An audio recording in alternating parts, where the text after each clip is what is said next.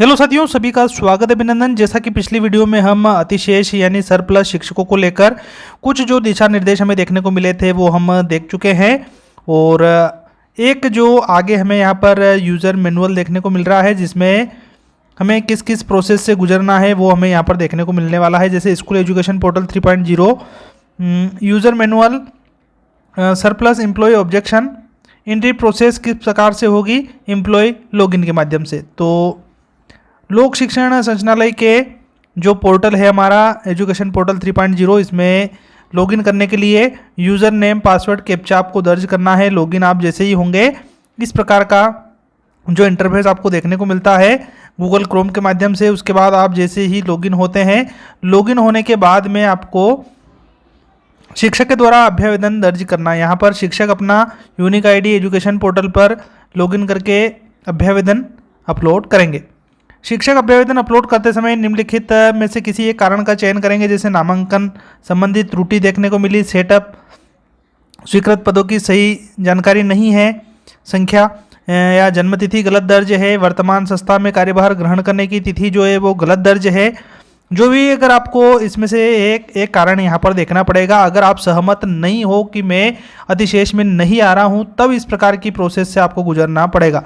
वर्तमान संस्था में अन्य शिक्षक किसी कार्यभार ग्रहण करने की तिथि गलत है, दूसरे की आवेदक का विषय गलत है, अन्य शिक्षक का विषय गलत है, बीमारी, दिव्यांग, अन्य कारण जो भी है वो आपको यहाँ पर इनमें से एक दर्ज करना पड़ेगा, इसे लेकर जे तक।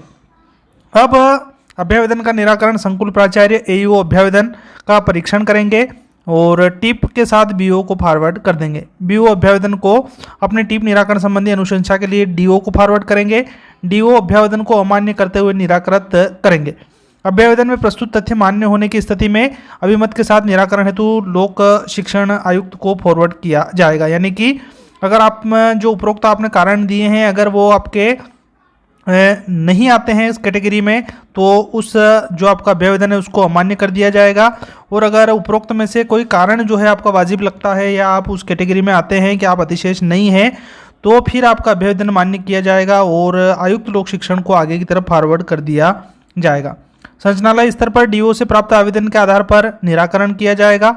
वहीं एजुकेशन पोर्टल 3.0 में आप लॉगिन के बाद में इस प्रकार से आपको जो है देखने को मिलेगा पोर्टल, जिसमें मैंने आपको बताया था पिछली वीडियो में कि एक नोटिफिकेशन में देखने को मिलेगा हमें कि आपका नाम अतिशेष सरप्लस में प्रदर्शित हो रहा है। आपत्ति होने या न होने की स्थिति में क्लिक हियर बटन पर आपको क्लिक करना है। यहाँ पर आपको बटन प्रेस करते चलना है। जैसे आप प्रेस करेंगे आपकी पूरी जो भी जानकारी है वो आपकी खुलती चली जाएगी गूगल क्रोम के माध्यम से। जैसे ही हम आगे बढ़ते हैं तो सबसे पहला जो हमें यहाँ पर एम्प्लॉय डायरेक्टरी देखने को मिल रही है, इस पर आपको क्लिक करना है। जैसे ही क्लिक करेंगे इस प्रकार से यहाँ पर हमें कर्मचारी की यूनिक आईडी, क्या आप अतिशेष से सहमत है, अगर हाँ तो आपको टिक कर देना है और वो आपका सबमिट हो जाएगा। अगर नहीं तो नहीं वाले पे हमको क्लिक करते चलना है।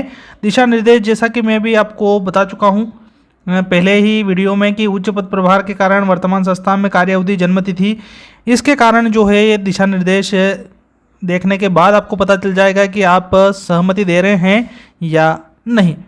अगर आप सहमत नहीं हैं तो नहीं विकल्प पर आपको चयन करना है और उसके बाद जो है फॉरवर्ड टू संकुल को आपको प्रेषित करना है। यहाँ पर आप देख पा रहे हैं जैसे कि ये यहाँ पर आपको दे रखा है, ठीक, इस वाले पे आपको क्लिक करना है। उसके बाद जैसे कि सहमत हैं तो आप लिख देंगे कि नहीं, मैं सहमत नहीं हूँ। सहमत नहीं होने का कारण वो जो अभी मैंने आपको ए से जे तक जो पॉइंट बताए थे वो यहाँ हमें देखने को मिलेंगे कारण में, ठीक। उसके बाद आपत्ति दस्तावेज आपको यहाँ पर अपलोड करने पड़ेंगे, ठीक। दस्तावेज जो है चूज फाइल करके जो भी आपका डॉक्यूमेंट है उसका पहले ही आप पीडीएफ बना लीजिएगा और फिर उसको आप अपलोड कर दीजिएगा, ठीक। जैसे ही आप डॉक्यूमेंट जो भी है आपका जो भी कारण लिख रहे हैं उससे रिलेटेड वो डॉक्यूमेंट आप यहाँ पर अपलोड करेंगे। उसके बाद अतिशेष न होने का कारण आप यहाँ पर 300 शब्दों में आप लिख सकते हैं अपने हिसाब से, हिंदी, इंग्लिश जो भी आपको सूटेबल लगे यहाँ पर आपको फिल कर देना है। उसके बाद do you want to save this record, अगर आप रिकॉर्ड करना चाहते हैं या कुछ फेरबदल है तो नो कर देना है। अगर आप रिकॉर्ड सेव करना चाहते हैं यस सेव, तो यहाँ पर यस पर आपको क्लिक करते चलना है।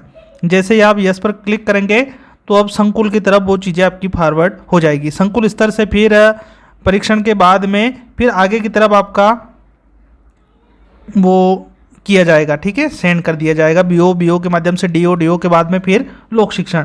जैसा कि आपको जो भी जानकारी, एक एग्जांपल दे रखा है यहाँ पर कि जैसे आप डॉक्यूमेंट जो भी अपलोड करते हैं उसमें एक इस प्रकार से कि जो आपकी संख्यात्मक जानकारी है, पहली, दूसरी, तीसरी, चौथी, पाँचवीं, छठी, सातवीं, इस प्रकार की संख्यात्मक जो डायरी हमारी होती है दैनिक उपस्थिति, बच्चों के लिए एमडीएम वगैरह के लिए हम यूज़ करते हैं, उस प्रकार की डायरी का जो पेज है वो आप अपलोड कर सकते हैं। ये एक नामांकन वाला जो कारण था उसके लिए यहाँ पर एक एग्जाम्पल यहाँ पर दिया है ताकि आप इस जानकारी से अवगत हो सके। ठीक, तो ये थी जानकारी।